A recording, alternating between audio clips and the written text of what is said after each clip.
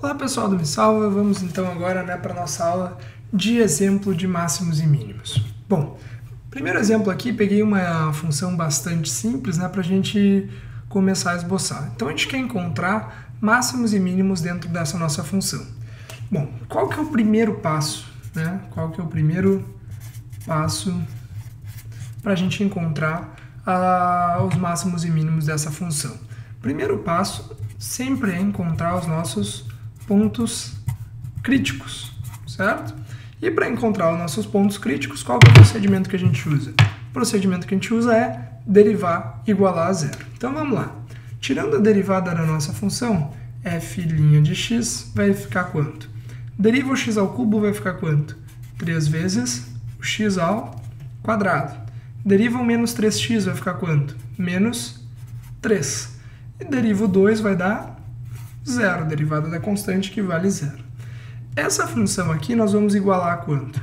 Essa funçãozinha aqui a gente vai igualar a zero, certo? Beleza, então vamos lá. Agora a gente passa a encontrar os nossos pontos críticos. 3x ao quadrado menos 3 vai ser igual a zero. E, portanto, 3x ao quadrado vai ser igual a 3. Cortando esse 3 com esse 3, nós vamos chegar em quê? Que o x ao quadrado é igual a 1, certo? E se o x ao quadrado é igual a 1, x vale quanto? X vai ser igual a raiz de 1 e, portanto, x vai ser mais ou menos 1, certo? Vim rapidinho nisso daqui para a gente não perder muito tempo com continha besta. Então, olha só, a gente tem dois pontos críticos. Dois pontos críticos que é o mais 1 e o menos 1. Então, olha só, a gente quer saber se esses caras aí são pontos de máximo ou são pontos de mínimo ou se não são nada, se são só suspeitos por enquanto, né? Por enquanto eles são suspeitos de serem pontos de máximo ou pontos de mínimo. Então, vamos lá. Analisando lá no domínio da nossa função, a gente vai chegar no quê? Bom, a gente tem dois pontos críticos aqui. Nós temos aqui o menos 1 e aqui nós temos o mais 1. Beleza, vamos lá então.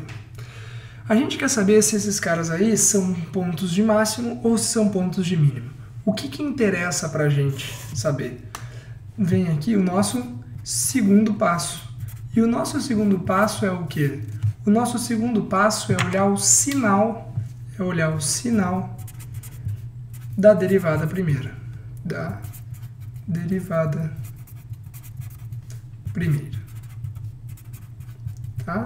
Eu vou mostrar isso aqui para vocês de um jeito bastante simples, né? Analisando os pontinhos caso a caso, e depois vou mostrar para vocês de um jeito ninja, muito rápido mesmo para fazer. Então, olha só, para a gente analisar isso aqui rapidamente, né, do jeito mais trivial possível, é simplesmente a gente fazer o seguinte: a gente vai escolher pontos, né, entre esses intervalos aqui. Um ponto antes do menos 1, um ponto entre o 0 e o 1, entre o menos 1 e o 1, e um ponto depois do 1. Para quê? Esses pontos aqui a gente vai perguntar, ver qual é o sinal da derivada nesses pontos aqui.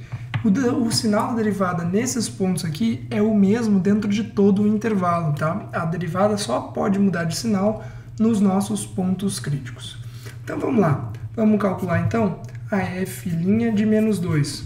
Quanto vale a f' de menos 2? A f' é 3x² menos 3, certo? Então nós vamos ficar com 3 vezes o menos 2 elevado ao quadrado menos 3. Isso daqui vai dar 4, né? Menos 2 ao quadrado que dá 4, elevado vezes 3, 4 vezes 3 dá 12, 12 menos 3 que vai dar 9. Lembra que a gente está interessado no sinal dessa coisa. Então 9 é um valor positivo, certo? 9 é um valor positivo. O que isso significa? Que dos confins do infinito negativo, até o menos 1, a nossa função tem sinal de derivada positivo. Vamos pegar outra aqui, f' de 0. Conforme a gente vai fazendo, a gente vai entendendo melhor, né?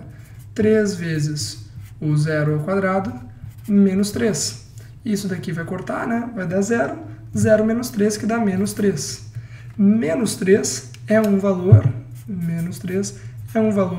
negativo. Isso significa que de menos 1 até o mais 1, a nossa função possui valores negativos. E agora, para acabar aqui, como é que vai ficar? A gente vai ver o valor de f' de 2. 3 vezes o 2 ao quadrado menos 3. Isso daqui dá 4, vezes 3 que dá 12, menos 3 que dá 9. 9 é um valor positivo. E se 9 é um valor positivo, a gente sabe que do mais 1 até os confins do infinito positivo, essa função aí vai ter valores positivos para a derivada. O que isso representa para a gente então, gente? Olha só, isso significa o quê? Se a minha derivada ela é positiva dos confins do infinito negativo até menos 1, significa que ela é crescente, certo? Se ela é negativa de menos 1 até mais 1, significa que ela é decrescente. E se ela é positiva de novo, significa que ela é crescente mais uma vez. O que isso revela para a gente, então, lembrando ali da aula anterior, da aula de máximos e mínimos? Se eu venho crescente e viro decrescente, eu tenho aqui um ponto de máximo. Se eu venho decrescente e continuo crescente, isso revela para a gente um ponto de mínimo, certo? E aí, lá na resposta do nosso exercício, a gente poderia dizer, né, que em menos 1 a gente tem um máximo, em mais 1 a gente tem um ponto de mínimo, beleza? Então, olha só, eu prometi para vocês um jeito ninja de fazer isso daqui sem fazer todas essas continhas. Esse jeito ninja funciona quando tu tem derivadas aqui que tu conhece o gráfico.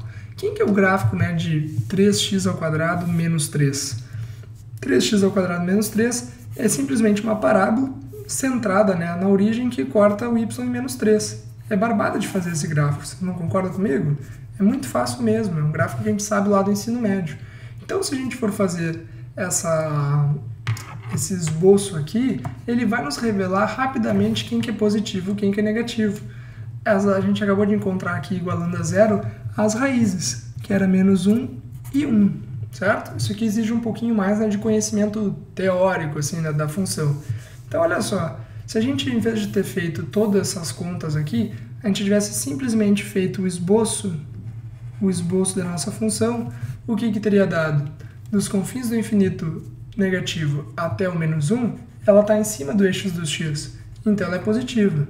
De menos 1 até 1, ela é negativa, porque ela está aqui embaixo. E daqui do 1 em diante, ela é positiva. Tu simplesmente vai marcar positivo, negativo, positivo. Não fiquem com ódio de mim que eu falei só esse método agora no final, tá? Mas eu preciso que vocês entendam realmente o que é o sinal. O que é o sinal? Se tu fizer esse método aqui, tu calcula o valor de um ponto que está no meio do intervalo para buscar o sinal dele, beleza, tá? Beleza, ótimo. Isso aqui sempre funciona. Agora, esse método ninja que eu mostrei para vocês é quando a gente tem funçõezinhas um pouco mais fáceis, que a gente consegue simplesmente mostrar, fazer um esbocinho bem rápido desse gráfico sem pensar muito, sem gastar muito processamento cerebral.